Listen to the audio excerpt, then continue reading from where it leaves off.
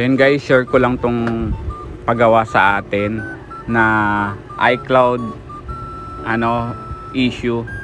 Return to owner nakalagay. Bali nakalimutan niya lang yung password dyan. Tapos pinagawa niya kasi nag-disable, tapos pina-restore niya. Tapos nung ni-restore, nag-Apple ID, tapos nung ipasok niya yung Apple ID, ayaw pumasok, ayaw tanggapin. Naka iOS 18.1 na siya guys. Tapos sabi ko sa kanya, bigay mo sa akin yung mga info, tapos pati SIM card, tapos i-recover natin. Tapos binigay niya sa akin yung email, binigay niya sa akin yung password, binigay niya sa akin yung iCloud, tapos na-recover ko naman. Kaya lang nung na-recover ko, ganyan yung lumabas, cannot be used to unlock this phone. Bali hindi daw yung email yung gamit na, hindi daw yung iCloud na gamit. Ngayon pina-check ko dun sa kabilang unit nila kung naka-sign in yung iPhone 11, XR lang yung nakakabit. Bali hindi nila ma-unlock sa kabilang account, sa kabilang cellphone yung iPhone 11. Kaya nagtataka sila bakit hindi ma-unlock, kasi alam naman nila yung mismong password at saka iCloud. Kaya yun, eto na-recover ko. Nahirapan ako. Itong Apple ID na to, ito. Yan, wait lang. Nahirapan ako yan. Ayan, nakalock yan, no? Nakalock to owner. Nakalimutan niya yung Apple ID niya. Yan.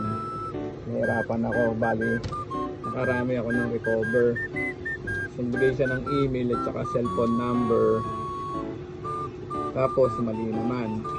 Tapos ito, hanggang sa buti iniwan yung dalawang cellphone number niya.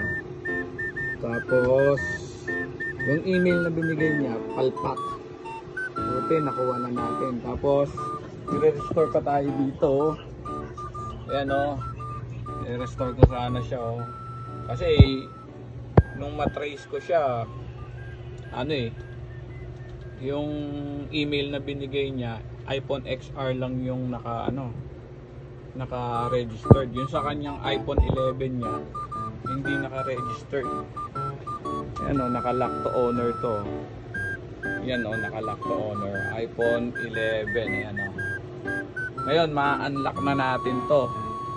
Ma-unlock na natin kasi binigay niya, yan, nagsisimula sa B yung Apple ID niya. Tapos binigay niya lahat yung info, yung number na sa akin. Tapos yung mga info na binigay niya, mali lahat. Bali ito, i-unlock na natin. The moment of truth. Unlock na natin. Pinahirapan ako ng batang yun ah. Wait lang ah, angat ko muna to. So ayan, nakuha ko rin sa wakas yung email niya tsaka yung password, nakuha ko rin. Kahit na paano may info siyang binigay. Ngayon tatanggalin na natin to. Ayan, i-activate na natin. Yun, nag-activate na, enable to activate. Kaya lang nag-ano siya, try again natin. Wait lang, pause muna. So yun guys, umandar na. Tanggalin ko lang muna tong ilaw. Ayan na guys, na-activate ko na. Pinahirapan ako.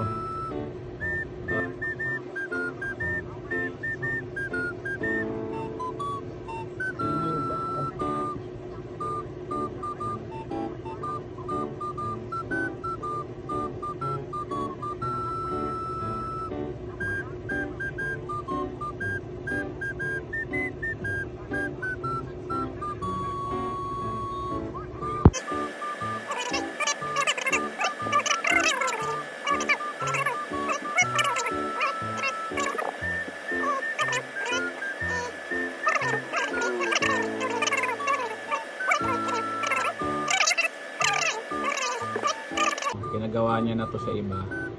Nadali na natin. Swipe up, yun no. Ilang gig pa to.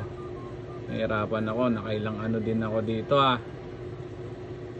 Yun no, naka 8.1 na siya oh. iPhone 11.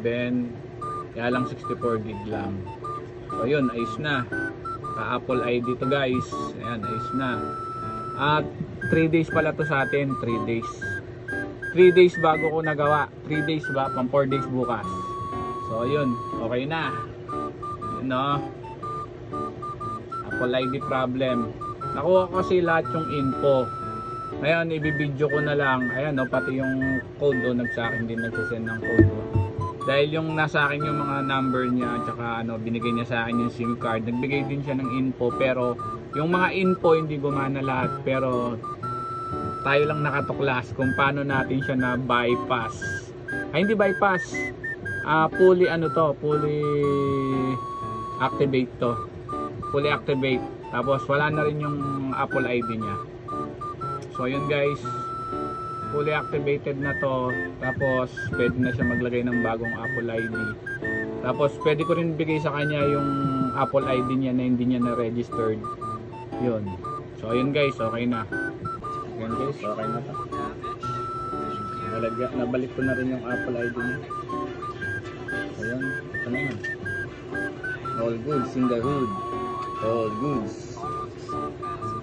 iPhone 11.